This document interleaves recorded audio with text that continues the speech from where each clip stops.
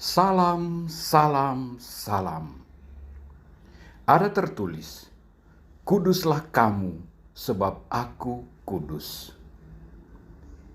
Saudara, Allah memberikan kepada kita satu cara menjadi kudus lewat jalan 4M. Mengenal, mengagumi, meneladani, dan mohon doa. Kali ini bersama Santa Maria Goretti.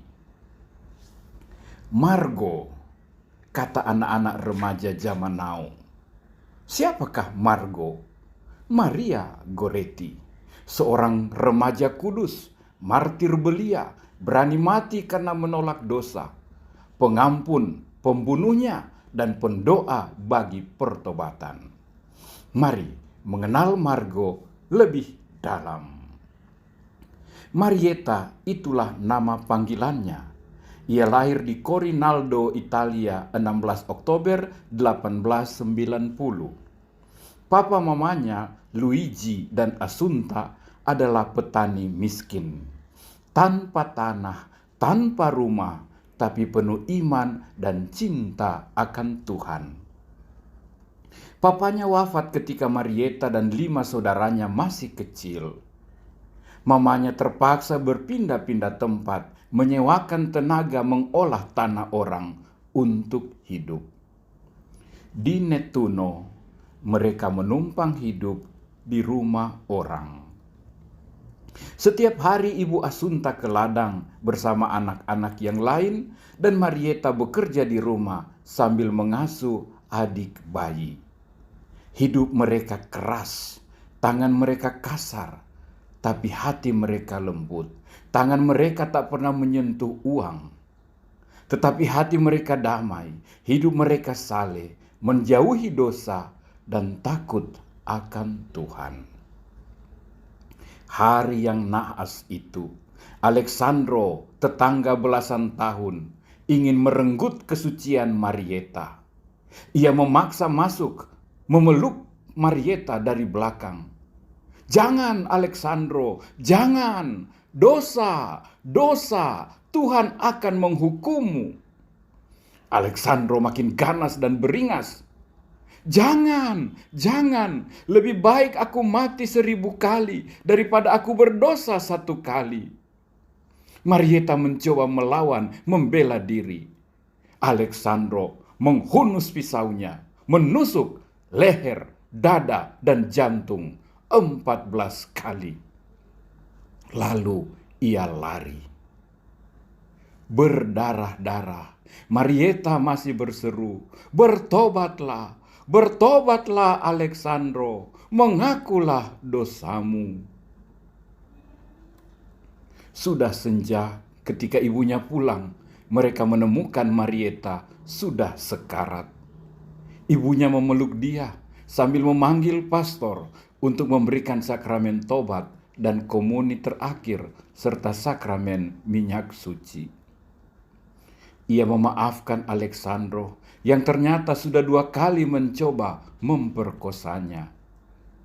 Dipelukan ibunya, ia memaafkan, ia mendoakan, ia mengampuni, lalu ia wafat.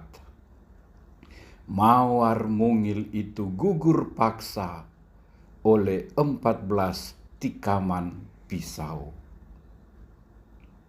Alexandro kemudian dipenjara, dan dia mengaku bahwa di penjara Marietta menampakkan diri kepadanya membawa 14 bunga lili. Marietta memintanya agar ia bertobat, dan ketika Alexandro menerima bunga itu, bunga-bunga itu berubah menjadi obor yang bernyala. Ketika keluar, Alexandro bertobat dan menjadi seorang biarawan. Saudara, apakah yang dapat kita teladani? Pertama, menjadi kudus dan martir tidak jadi seketika. Menjaga kesucian sampai mati sebagai martir bukanlah suatu keutamaan yang tiba-tiba jatuh dari surga, tetapi sudah dipelihara, dibiasakan, dipraktekkan oleh Marietta dari hari ke hari sejak kecil.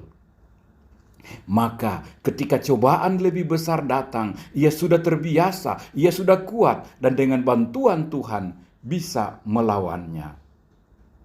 Marieta telah terbiasa meneriakkan kata tidak terhadap dosa. Godaan-godaan kecil setiap hari dilawannya, sehingga ia terbiasa dan mampu mengatakan tidak pada cobaan yang besar dan mengandung maut sekalipun. Kedua, menjadi kudus mulailah dari rumah. Keluarga adalah taman kekudusan dan kesucian serta pengampunan. Di sanalah benih-benih itu tumbuh. Kehilangan papa bukan bencana dan malapetaka bagi keluarga. Ibu tetap guru iman, guru kebenaran, serentak imam di dalam rumah. Di mata sang ibu, anak-anak mengenal Allah, kekudusan, dan mencintai kebenaran. Zaman ini, ibu-ibu sekaliber Ibu Asunta tetap ada dan masih banyak. Teruslah, jadikanlah rumahmu gereja kecil. Di zaman penuh kekerasan ini, budayakanlah pengampunan. Gantikan pisau terhunus dengan kembang lili penuh kasih. Ketiga, menjadi kudus bukan sesuatu yang kolot, bukan sesuatu yang mustahil. Marieta dengan berani menolak, jangan, itu dosa. Lebih baik aku mati 1000 kali daripada buat dosa 1 kali. Seruan ini masih aktual sampai sekarang. Bertobatlah, akukan dosamu. Aku mengampunimu, aku mendoakanmu dari surga. Ya, kekuatan pengampunan dan doa Marieta ini bukan hanya kisah masa lalu. Marieta menunjukkan kuasa doanya, kuasa pengampunannya tetap penuh daya juga sesudah ia wafat. Dari surga, Marieta mendoakannya sampai sang pembunuh itu bertobat, mengaku dosa dan hidup baru. Allah selalu murah hati untuk memberikan rahmat sehingga yang mustahil pun menjadi mungkin dan mudah. Para orang tua, para guru, para pastor, suster, jangan tawar hati. Teruslah temani generasi masa kini melawan dosa, menanam kesalehan mulai dari rumah, sekolah, dan gereja. Berilah contoh kekudusan pada anak-anak kita, juga pada mereka yang nampaknya vulgar dan kasar, duniawi dan tanpa harapan. Si pendosa bisa bertobat.